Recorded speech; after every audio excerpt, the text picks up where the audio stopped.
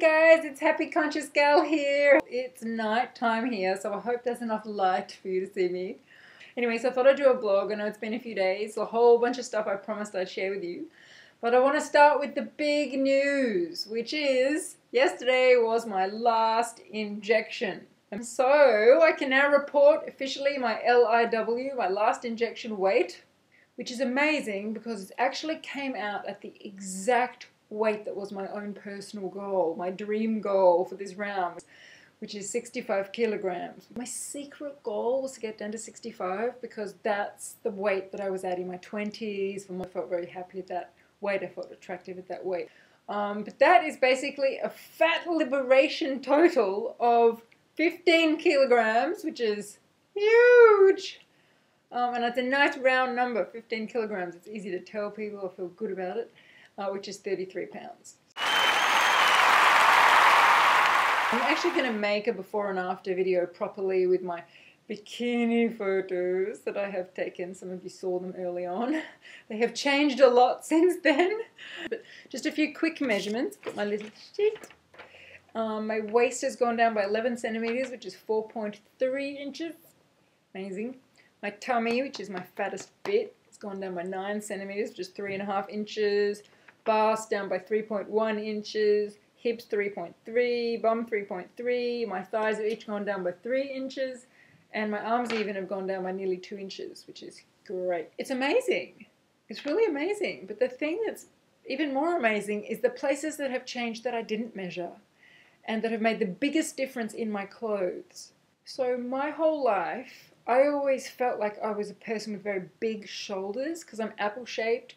I'm much broader on the top and much narrower in the hips. So my whole life, I've always been a size bigger in jackets than I was in pants. Sometimes 2 sizes or 3 sizes bigger in jackets. And so most of my life, even when I was at my slimmest, I might have been a size 12 in bottoms, which is a size 8 American. But my top was always a 14, size 10 American. So that was at my slimmest. So I'm used to that. And what is really interesting after the HCG is I seem to have liberated fat around the top of my arms and my shoulders that I've never ever liberated before under any kind of diet. And the reason I'm wearing this top is because I've never shown my shoulders in my life because I always thought they were big fat swimming shoulders, like it made me look like a big boxer or a warrior woman, and now I feel like they're quite slender. I mean, they're still big compared to some people's, but compared to what they were, they're really, really slender now. I feel like a slim person with slim shoulders. And it's making such a difference with buying coats. So I went looking for coats and jackets that were shorter because it's freezing here and I've only got big, bulky ones and they're all now too big and long. Anyway, I couldn't believe it. I'm going to show you this coat because it's a size 10, which is an American 6, and it fits my shoulders. This is like 2 sizes smaller than I normally would buy in a coat like this. And I've just never in my life, no matter how skinny I've been, I've never got into this size jacket before. And now a lot of the things I'm buying are this size around the shoulders. And it's totally freaking me out. And it shows that HCG really does reshape you. So I'm going to show you this jacket. It's a puffer jacket. No overweight person would wear a puffer jacket because you would just feel too big. So it's not something I would normally buy. But I'm so cold here. And it's such a cute little jacket that I had to get it. It's keeping me warm. It's full of feathers. So I'll show you. So check this out. I'll put it a bit lower so you can see the whole thing. There you go. See, it's a big puffer jacket filled with feathers. It's going to keep me so warm in winter here. And yet, it's quite slim looking. Who would have thought? It's even got a little belt there. See how you still look quite small in it. And the shoulders fit me, which is miraculous. And it's only a size 10. That's 6 American. I'm just like, this is the biggest shock I've had because I just never in my wildest dreams thought I'd be able to fit into coats. My shoulders have always been too big. Anyway, total miracle. So the second big shock that I've had is about jeans. Halfway through the round, I was able to fit into my biggest jeans.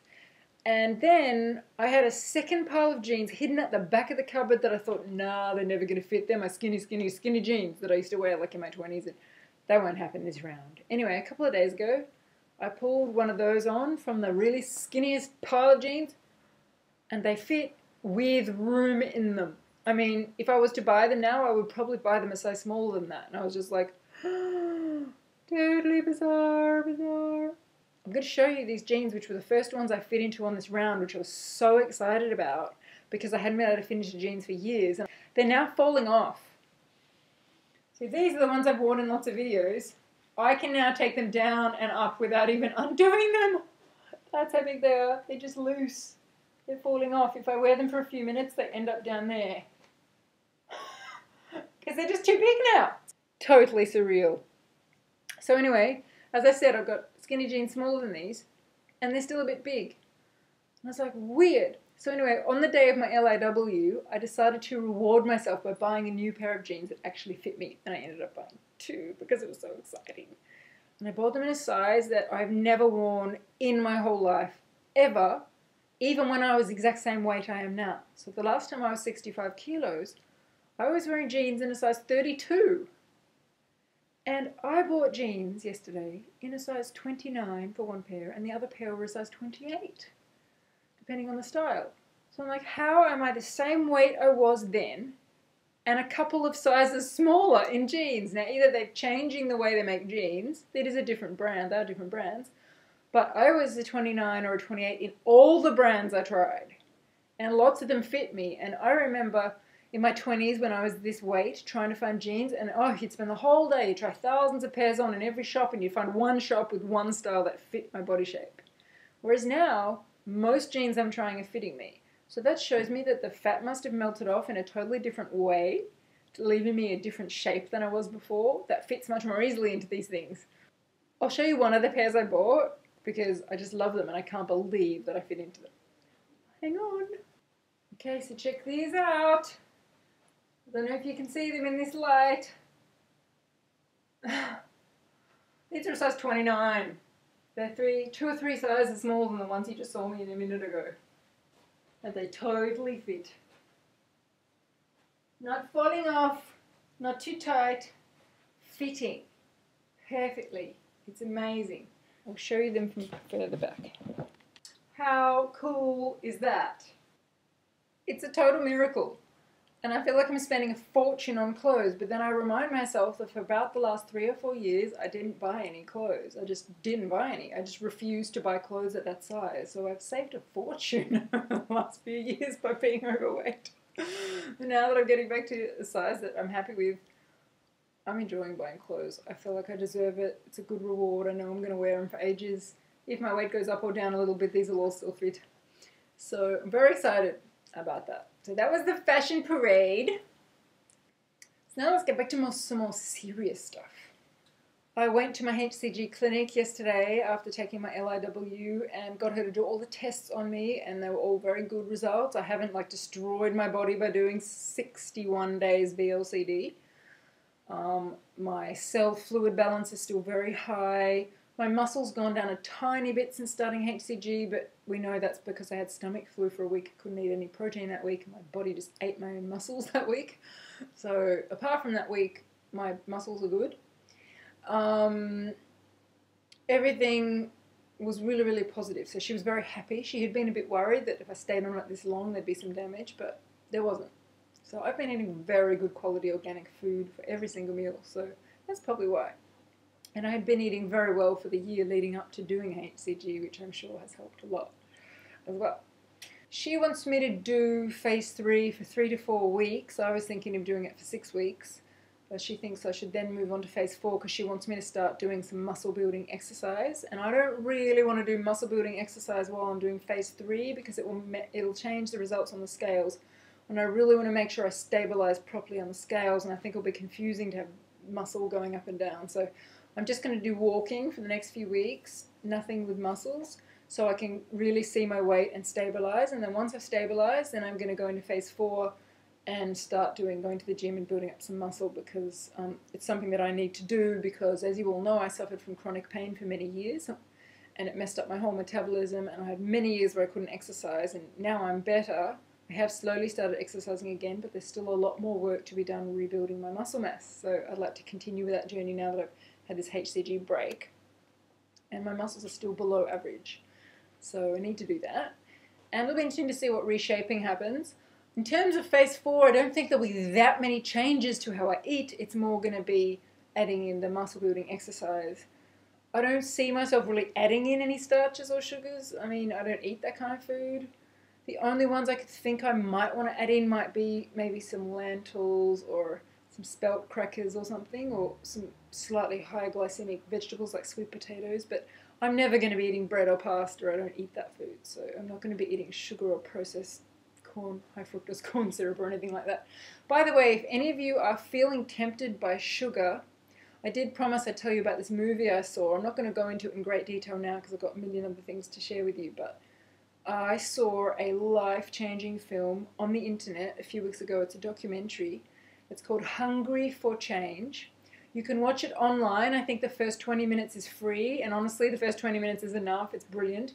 If you want to watch the whole movie, it's like a few dollars to download it or something. But it's totally worth it. It explains why sugar is completely addictive. It explains why they put food additives into our food that make us addicted to that food. It explains why it's so hard to break these emotional eating habits, because there's actually chemicals in the foods that are making us want to eat them. And it explains why the food companies put them there, just like why the tobacco companies made their cigarettes addictive. It also said something in that film that has dramatically changed my relationship to sugar. I already didn't eat very much sugar because I know it's a disaster for me. But this was the final nail in the coffin for sugar for me, this movie. There was one sentence in the film. If you don't even watch this film, just remember this one sentence. Basically said, sugar is as addictive as heroin. Whoa, sugar is as addictive as heroin. And it really compared sugar to cocaine and heroin. It said they're taken from a plant. The whole plant is very good for you. It's fine. It's got all its enzymes and digestible and healthy. But when you extract out just this white processed powder, it becomes highly toxic and highly addictive. And it's the same with the sugarcane plant. You extract this white processed powder out of it, table sugar, and it becomes extremely toxic and extremely addictive and wreaks havoc with our bodies. Creates candida, a million things. Anyway, watch the film. You will never have the same problems resisting junk food again after you watch this film. And I can share a personal story about sugar. When I was in my 20s, I did a year eating low carb for weight loss, and it was very effective for me. I felt brilliant on low carb. I did a very healthy version of low carb, lots of raw vegetables, lots of organic vegetables, lots of tofu, lots of fish. I don't eat meat, so I wasn't sort of doing the bacon and cheese version of low carb. I was doing the sort of more health conscious version. Anyway, and I lost a lot of weight that year. And what was interesting was I went for 12 whole months eating no sugar or flour or anything processed at all. And then the Lord of the Rings movie came out, the first Lord of the Rings movie. And I was living in London at the time, and it was my favorite book. And I'd been looking forward to this film opening for like 2 years. Anyway, a group of friends and I went to the opening of Lord of the Rings, and we went to one of those special expensive cinemas where you pay a fortune and you sit in these reclining seats where you can lie back. And they bring you food, like servants. They come and bring you food. Every half hour they bring you this junk food, and another half hour they bring you that junk food. So I gorged through the whole movie, 3-hour, 4-hour movie, however long it was. Anyway, after the film, we went out for coffee or dinner or something, a group of us. And all my friends noticed, and I noticed, that I turned into a complete psychopathic bitch. I mean, I was a bitch. I was bitchy to people. I was yelling at people. I was aggro, I was angry at the waitress, you know, no, I'm not like that. I'm a very happy, lighthearted person, usually. So anyway, I went completely psycho. And it was from the sugar, because I'd had no sugar for 12 months and then crazy amounts. And I had a headache for about a week. I felt terrible, toxic. I drank water for the next week. And that showed me what sugar does to you when you have it out of your system and then you put it back in. But of course, once I'd had it, the addiction was back, because remember, sugar is like heroin. You only have to have it once and you're addicted. So this time I feel really blessed. I've had 61 days on P2 with no sugar. I'll have 3 or 4 more weeks on phase 3 with no sugar. By the time I hit phase 4, that'll be 3 months with no sugar. That is long enough to break any sugar addiction. I will not reintroduce it because sugar is like heroin. I know for me, if I have it once, I'll want to have it again and I'll never stop. So I'm going to be strict on that. You can hold me to that because I've said it in public on a vlog, and that's why I've declared it in public, because that forces me to stick to it. So you guys are my witnesses. And what I'm going to do is I'm going to stop this video now because I've got a lot more things that I promised I wanted to talk to you about phase 3, about my McNut fast, about my dowsing of proteins, all that stuff. And I'm going to film a second vlog. Alright guys, I'll see you in a minute. Bye!